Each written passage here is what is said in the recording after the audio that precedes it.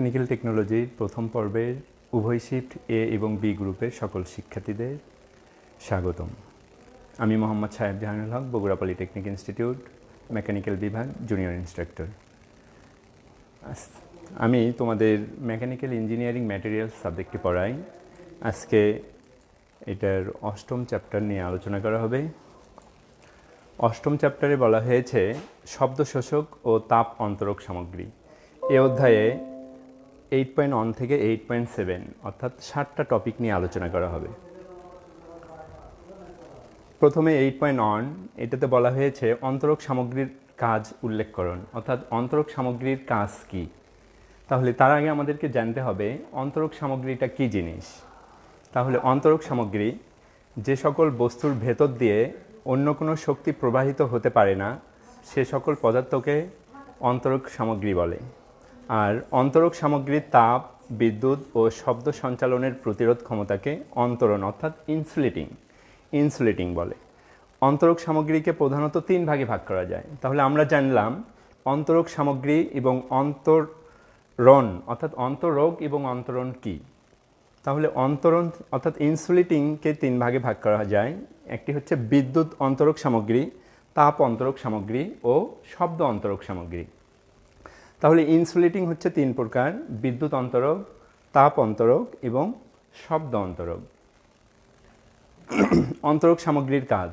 অন্তরক সামগ্রী দিয়ে কী করা হয়? অন্তরক সামগ্রীর প্রধান কাজ হলো তাপ, বিদ্যুৎ এবং শব্দ প্রবাহকে বাধা দান করা, অর্থাৎ তাপ, বিদ্যুৎ এবং শব্দ প্রবাহকে বাধা প্রদান করবে। বৈদ্যুতিক অন্তরক সামগ্রী বিদ্যুৎ শক্তির অপচয় রোধ করবে। আমি আগেই বলেছি অন্তরক সামগ্রী 3 প্রকার। তোর মধ্যে একটি হচ্ছে বৈদ্যুতিক, সেটা হচ্ছে কি করবে? বৈদ্যুতিক অন্তরক সামগ্রী বিদ্যুৎ শক্তির অপচয় অর্থাৎ বিদ্যুতের যে অপচয় হয় সেই অপচয়টাকেই রোধ করবে। কক্ষের অভ্যন্তরে অর্থাৎ একটি রুমের তাপ প্রবাহকে নিয়ন্ত্রণ করবে। এছাড়াও বাহির হতে উচ্চ শব্দ কক্ষের অভ্যন্তরে প্রবেশে বাধা দান করবে, অর্থাৎ বাহিরের যে বিকট শব্দ হয় রাস্তাঘাটের অথবা যে কোনো ধরনের শব্দগুলোকে প্রোটেকশন দেবে। তাপ অন্তরক সামগ্রীগুলোকে তাপের অপচয় রোধ করবে। আর যেটা হচ্ছে তাপ অন্তরক সামগ্রী সেটা তাপের কি করবে? অপচয় রোধ করবে। এছাড়াও শব্দ অন্তরক পদার্থ ব্যবহারের মাধ্যমে অডিটোরিয়ামের শব্দের প্রতিধ্বনি হওয়ার হাত থেকে রক্ষা করবে, অর্থাৎ অডিটোরিয়ামে যে ধরনের এই প্রতিধ্বনিগুলো সৃষ্টি হয় সেটা প্রতিরোধ করার চেষ্টা করবে। শব্দ অন্তরক সামগ্রী কক্ষে বাহির হতে শব্দ প্রবাহে বাধা দান করবে।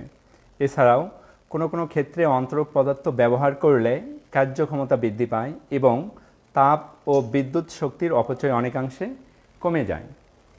বিদ্যুৎ পরিবাহী পদার্থের ওপরে অন্তরক সামগ্রীর আবরণ দিলে, অর্থাৎ বিদ্যুৎ পরিবাহী যেগুলো তার উপরে যদি আমরা এই অন্তরক সামগ্রীর আবরণ দিই তাহলে কি হবে? নিরাপত্তা ব্যবস্থা কার্যকর হবে। অর্থাৎ বিদ্যুৎ পরিবাহীর ওপর দিয়ে এই অন্তরক সামগ্রীর আবরণ দেওয়াটা উচিত। অন্তরক সামগ্রীর তালিকা। অন্তরক সামগ্রী কি কি এর একটি তালিকা আমি এখানে দেখানোর চেষ্টা করেছি।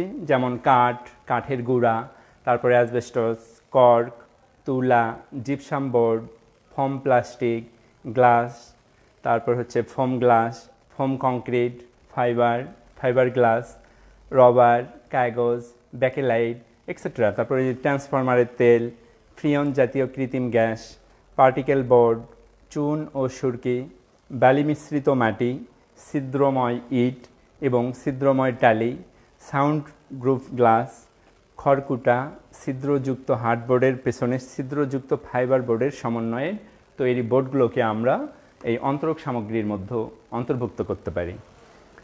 এরপর 8.2-তে বলা আছে 5টি প্রাকৃতিক তাপ অন্তরক সামগ্রীর তালিকা। তাহলে 5টি প্রাকৃতিক অর্থাৎ ন্যাচারাল ইনসুলেটিং ম্যাটেরিয়ালস। একটি হচ্ছে কাঠ, অ্যাসবেস্টস, তুলা, কাঠের গুঁড়া এবং কর্ক। তাহলে মাত্র এই 5টি কিন্তু লিখলেই হয়ে যাবে। যদি আসে যে প্রাকৃতিক অন্তরক সামগ্রী, 5টি প্রাকৃতিক অন্তরক সামগ্রীর নাম লিখো, তাহলে এই 5টি লিখলেই কিন্তু হয়ে যাবে। তাহলে কাঠ কি করে দেখো, এটি একটি প্রকৃতপক্ষে অন্তরক সামগ্রী, এর বেশ অন্তরণ ক্ষমতা আছে। তাহলে এটি অন্তরক সামগ্রী, এর অন্তরণ ক্ষমতা আছে, এর মধ্য দিয়ে তাপ সঞ্চালিত হতে পারে না। আর্মেচার ওয়েল্ডিং এর ওয়েজ, টার্মিনাল ব্লক, কম ভোল্টেজ সরবরাহের খুঁটি তৈরি সহ ইত্যাদিতে কাঠ ব্যবহার করা হয়। এটি একটি স্বল্প ভোল্টেজ সরবরাহ প্রাকৃতিক অন্তরক হিসেবে ব্যবহার করা হয়। অ্যাসবেস্টস কোথায় ব্যবহার করে এবং কি এটি তাপ সঞ্চালনে বাধা দান করে। আর্মেচার ও ফিল্ড কয়েলের কভারিং, সুইচ বক্স, ইলেকট্রিক যে সুইচ বক্সগুলো আছে, তারপর ফিউজ বক্স, বৈদ্যুতিক আয়রন, ওভেন ইত্যাদিতে এটি ব্যবহার করা হয় অন্তরক সামগ্রী হিসেবে।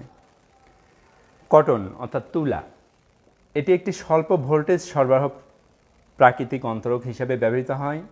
তুলার সাথে মম, বার্নিশ ও তেল লাগিয়ে ব্যবহার করা হয়। তার মানে তুলার সাথে মম, বার্নিশ এবং তেল লাগিয়ে ব্যবহার করা হয়। বুশ এবং ওয়াশার প্যাকিং বক্স, ট্রান্সফরমার, আর্মেচারের ছোট ম্যাগনেট কয়েল ইত্যাদিতে তুলা ব্যবহার করা হয়। এবার আমরা দেখব কাঠের গুঁড়া, যেটাকে বলা হয় কি সডাস্ট অর্থাৎ কাঠের গুঁড়া। এটি বেশ ভালো মানের তাপ অন্তরক সামগ্রী হিসেবে কাজ করে। এর ডাইইলেকট্রিক শক্তি প্রায় এই কাঠের সমানই। এরপর কর্ক, এটি খুব ভালো মানের তাপ অন্তরক সামগ্রী হিসেবে ব্যবহার করা হয়। রেফ্রিজারেটর অর্থাৎ রেফ্রিজারেটরের এবং বরফ শিল্পে ইত্যাদিতে কর্ক ব্যবহার করা হয়। 8.3-তে বলা আছে কৃত্রিম অন্তরক সামগ্রীর নাম। তাহলে কৃত্রিম অন্তরক সামগ্রী কী কী? যেমন পর্সিলিন, তারপর গ্লাস এবং ফাইবার গ্লাস। তাহলে পর্সিলিনটা কি? এটি পানি ও আবহাওয়া প্রতিরোধী এবং উচ্চ ভোল্টেজ সম্পন্ন দীর্ঘস্থায়ী অন্তরক সামগ্রী। ট্রান্সমিশন লাইনে, ইলেকট্রিক ট্রান্সমিশন লাইনে উচ্চ ভোল্টেজ সরবরাহের সুইচ ও ফিউজ হোল্ডারের ব্যবহার করা হয়। এরপর গ্লাস এবং ফাইবার গ্লাস, এটি খুব উচ্চমানের ডাইইলেকট্রিক শক্তি আছে, কিন্তু এটি ভঙ্গুর। গ্লাস মানে হচ্ছে গ্লাস এবং ফাইবার গ্লাস, এগুলো হচ্ছে প্রায় আমি প্রথম দিনে আলোচনা করেছিলাম বা দ্বিতীয় দিনে, এইগুলো হচ্ছে ভঙ্গুর টাইপ পদার্থ এবং কোনো টান সহ্য করতে পারে না, তাই এটি অন্তরক হিসেবে কম ব্যবহার করা হয়। তার মানে অন্তরক সামগ্রী হিসেবে এই গ্লাসটা হচ্ছে সচরাচর কম ব্যবহার করা হয়। রবার কোথায় ব্যবহার করে? এটি কেবলের ওপরে আবরণের কাজে ব্যবহার করা হয়। কাপড়ে অথবা কাগজের ওপরে রবার লাগিয়ে অন্তরক সামগ্রী তৈরি করা হয়। তার মানে কাগজ এবং এই তোমার কাপড়, এই দুটার উপরে রাবার লাগিয়ে অন্তরক সামগ্রী তৈরি করা হয়। কাগজ কোথায় ব্যবহার করে? কাগজে কৃত্রিম রজন লাগিয়ে অর্থাৎ কাগজের উপরে রজন লাগিয়ে অন্তরক টেপ বা শিট তৈরি করা হয়। এপি পরিবাহীকে র্যাপিং করার কাজে সবচেয়ে বেশি ব্যবহার করা হয়, এই কাগজটা ব্যবহার করা হয়। রেয়ন কৃত্রিম তন্তু হতে তৈরি করা হয়। বার্নিশ, তেল কিংবা মম সহযোগে রেয়ন কাপড় বা ফিতার আস্তরণ ক্ষমতা বৃদ্ধি করা হয়। আর্মেচার, তারপর হচ্ছে বৈদ্যুতিক ট্রান্সফরমার, এই রেয়নের অন্তরক ব্যবহার করা হয়। মাইকা সিমেন্ট বার্নিশ সহযোগে পাতলা শীট এবং ঢালাই ছোট পণ্য তৈরি করতে ব্যবহার করা হয়। এটি তেল এবং আর্দ্রতা দ্বারা আক্রান্ত হয় না। এটি সুদৃঢ় এবং শক্ত। এটি বৈদ্যুতিক যন্ত্রপাতির উপাংশ, হাই ভোল্টেজে যন্ত্রপাতির ফ্লেড, তারপর কম্যুটেটর, বুশিং আস্তরণ করার কাজে মাইকা ব্যবহার করা হয়ে থাকে। পিভিসি, তোমরা সকলে নাম শুনেছো তাই না? পিভিসি বলে না, অ্যাডে দেখেছো তাই না? পিভিসি, তাহলে পিভিসির পূর্ণরূপ হচ্ছে পলিভিনাইল ক্লোরাইড, যেটাকে আমরা পিভিসি বলি। বর্তমানে এটি একটি অতি ব্যবহৃত অন্তরক সামগ্রী অর্থাৎ পিভিসি। এটি কেবলকে আবৃতকরণে ব্যবহৃত হয়। এটি রাসায়নিক পদার্থ দ্বারা আক্রান্ত হয় না, অর্থাৎ পিভিসিটা রাসায়নিক পদার্থ দ্বারা কি হয় না, আক্রান্ত হয় না। এর তরল কৃত্রিম অন্তরক সামগ্রী কি? তরল বিটুমিন সামগ্রী। এটি সাধারণত নিম্নমানের ভোল্টেজ সরবরাহের অন্তরক সামগ্রী হিসেবে ব্যবহার করা হয়ে থাকে। ট্রান্সফরমারের তেল, তারপর পাইরানল, ইনারটিন, ক্লোরিনেটেড ডাইফিনাইল, এগুলো হচ্ছে তরল জাতীয় অন্তরক সামগ্রী। এছাড়াও গ্যাসীয় কৃত্রিম অন্তরক সামগ্রী রয়েছে কিছু, যেমন বাতাস তাপ অন্তরকের মাধ্যম হিসেবে কাজ করে। আবার নাইট্রোজেন কি করে? চাপ প্রয়োগের মাধ্যমে একে অন্তরক সামগ্রী হিসেবে পাওয়ার কেবলে ব্যবহার করা হয় নাইট্রোজেন। ফ্রিয়ন কোথায় ব্যবহার করে? এটি ডাইফ্লোরো মিথেন নামে পরিচিত এবং এর ডাইইলেকট্রিক শক্তি বাতাসের চেয়ে কয়েক গুণ বেশি হয়ে থাকে। কিসের? ফ্রিয়নের। তার মানে এটা ডাইইলেকট্রিক শক্তি বাতাসের চেয়ে অনেক গুণ বেশি। এগুলো উচ্চ ভোল্টেজের যন্ত্র, যেমন এক্স রে মেশিন দেখেছে অনেকেই, এই এক্স রে মেশিনের অন্তরক সামগ্রী হিসেবে ফ্রিয়ন ব্যবহার করা হয়। তাহলে এক্স রে মেশিনে কী ব্যবহার করা হয়? ফ্রিয়ন কী হিসেবে? অন্তরক সামগ্রী হিসেবে ব্যবহার করা হয়। 8.4-এ বলা হয়েছে রবার, কর্ক ও অ্যাবোনাইট প্রাপ্তির উৎস, অর্থাৎ এই রাবার, কর্ক এবং অ্যাবোনাইট কিভাবে কোথা থেকে পাওয়া যায় সেটা নিয়ে আলোচনা করব এখন। রবার, শুরুতেই রবার। প্রাকৃতিক রবার বৃক্ষের রস হতে পাওয়া যায়। তার মানে প্রাকৃতিক যে ন্যাচারাল রবারটা আছে, এই রবার বৃক্ষের রস থেকে গ্রহণ করা হয়। রাবারের একটি গাছ আছে, এই গাছের রস থেকে গ্রহণ করছে সেটা বলছে। রবার বৃক্ষের ক্যাম্বিয়াম লেয়ারে ভার্টিক্যাল লালা করলে এগুলো হতে গোদুগ্ধের ন্যায় অর্থাৎ সাদা রঙের ন্যায় লেটেক্স পাওয়া যায়। এই লেটেক্সের সাথে গাছের জলীয় অংশের কোনো সম্পর্ক নেই। রবার গাছের লেটেক্স হতে প্রাপ্ত রাবারকেই প্রাকৃতিক রাবার বলা হয়। রবার তাপ ও বিদ্যুৎ অন্তরক এবং স্থিতিস্থাপক। তার মানে রাবারটা হচ্ছে তাপ এবং বিদ্যুৎ অন্তরক এবং স্থিতিস্থাপক পদার্থ। এরপর আছে কর্ক। ওক নামের একটি গাছ আছে, সেই গাছের বাকল হতে কর্ক পাওয়া যায়। তার মানে ওক গাছের বাকল থেকে কর্কের উৎপত্তি। এটি হালকা ও সচ্ছিদ্র। কর্ককে ব্যবহার ক্ষেত্রের চাহিদা অনুযায়ী আকারে গুঁড়া বা খণ্ড খণ্ড করে নেওয়া হয়। তার মানে আমার যেরকম প্রয়োজন সেই আনুপাতিক হারে আমি এটি গুঁড়া অথবা খণ্ড খণ্ড আকৃতি করতে পারি, তাই না? সুবিধা আছে। এই ছোট ছোট খণ্ড বা গুঁড়ার সাথে উত্তপ্ত প্রাকৃতিক রজন মিশিয়ে স্ল্যাব বা শিট অথবা বোর্ড তৈরি করা হয়। তাহলে প্রথমে কি করতে হবে? ওক গাছের বাকল থেকে কর্ক পাওয়া যায়। আমার চাহিদা অনুযায়ী আমি এটা গুঁড়া বা খণ্ড খণ্ড করে নিতে পারি এবং সেই খণ্ড খণ্ড বা গুঁড়ার সাথে উত্তপ্ত প্রাকৃতিক রজন মিশিয়ে, তার মানে রজন ওই কার সাথে মেশাবো? ওক গাছের যে বাকলটা নিলাম, এই বাকলকে গুঁড়া করলাম, গুঁড়া করার পরেও সেটার সঙ্গে আমি রঞ্জন মিক্সড করলাম, করার পরে আমরা স্ল্যাব বা শিট বা বোর্ড আকৃতিতে তৈরি করতে পারবো। কাকে? কর্ককে, তাই না? তারপর শীতাতপ নিয়ন্ত্রণ ব্যবস্থাপনায় এবং বরফ কারখানায়, বরফ যেখানে তৈরি করা হয়, বরফ কল, সেগুলোতে এই কর্ক ব্যবহার করা হয়। ইবোনাইটটা হচ্ছে প্রাকৃতিক রাবার হতে ইবোনাইট পাওয়া যায়। তার মানে প্রাকৃতিক যে রাবারটা আছে, এই রাবার থেকে এই ইবোনাইটটা পাওয়া যায়। 2% হতে 3% সালফারের সাথে প্রাকৃতিক রাবার মিশিয়ে ভলকানাইজিং করে রাবার প্রস্তুত করা হয়। তাহলে প্রথমে আমাদেরকে রাবার নিতে হবে, রাবারের সঙ্গে 2 থেকে 3% কি সালফার মিক্সড করতে হবে। সালফার মিক্সড করার পর সেটাকে ভলকানাইজ করতে হবে। ভলকানাইজ করার পরে আমরা যেটা পেয়ে যাব সেটাকে আমরা কি বলবো? ইবোনাইট বলবো। তাহলে ইবোনাইটের মধ্যে সংমিশ্রণ থাকছে কি? রাবার থাকবে এবং সেটার সঙ্গে সালফার থাকবে। তাহলে rubber plus sulphur equal ebonite. কিন্তু সালফারের পরিমাণ অবশ্যই 2 থেকে 3%, অনেক কম পরিমাণে দিতে হবে, তাই না?